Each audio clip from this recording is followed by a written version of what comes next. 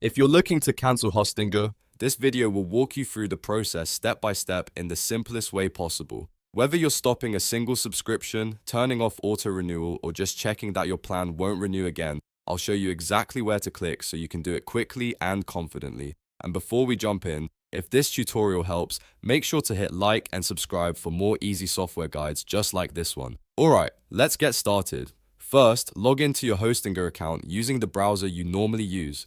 Once you're inside your dashboard, take a look at the left-hand menu. You want to find and click on Billing. This is where all of your payment and subscription settings are managed, so that's the section we need for cancellation. After you open Billing, look for the Subscriptions tab. Click on Subscriptions to see the active plans connected to your account.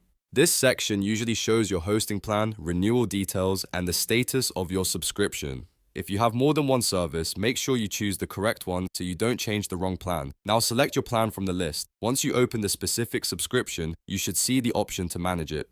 The most important step here is to disable auto renewal. Turning off auto renewal means your subscription will not renew at the end of the billing period, which is the key part of cancelling Hostinger if you do not want to be charged again. After disabling auto renewal, take a moment to double check the status of the subscription. Make sure it shows that renewal is turned off and review any remaining expiration details so you know exactly when the service will end. If Hostinger shows any confirmation prompt, read it carefully before finalizing the change. It's also a good idea to review your email afterward. In many cases, Hostinger will send a confirmation message letting you know that auto renewal has been disabled. Keep that email for your records just in case you ever need to verify the cancellation later.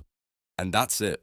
You've now gone through the basic process of how to cancel Hostinger by logging in, opening billing, going to subscriptions, selecting your plan, and disabling auto renewal. It only takes a few minutes once you know where everything is.